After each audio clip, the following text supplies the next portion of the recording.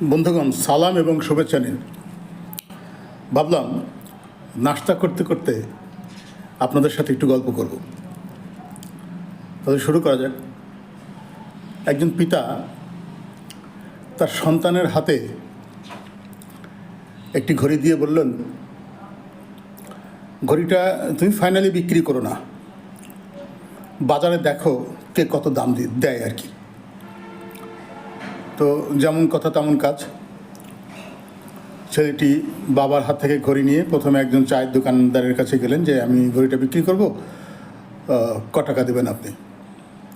চায়ের দোকানদার প্রথমেই 200 টাকা দাম দিলেন, যে তোমার এই ঘড়ি আর কত দাম হবে, 200 টাকা।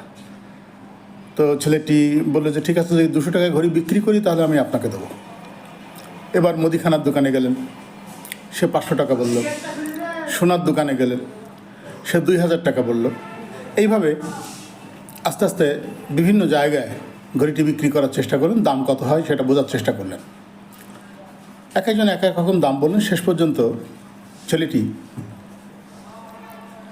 একটি মিউজিয়ামে গেল। মিউজিয়াম কর্তৃপক্ষকে বললো যে আমি এই ঘড়িটি বিক্রি করব, কত দাম দেবেন। মিউজিয়াম কর্তৃপক্ষ বললো যে এই ঘড়ির দাম 2 লক্ষ টাকা। ছেলেটি ঘড়িটি বিক্রি না করে বাবার কাছে ফিরে আসে এবং চায়ের দোকানদার থেকে মিউজিয়াম পর্যন্ত বর্ণনা করে। কি বুঝলেন বন্ধুগণ? এটা কি দৃষ্টিভঙ্গির ব্যাপার না? মানে ঘড়িটাকে যিনি যেমনভাবে দেখেছেন তার কাছে ঘড়ির মূল্যটি তেমন। ধন্যবাদ।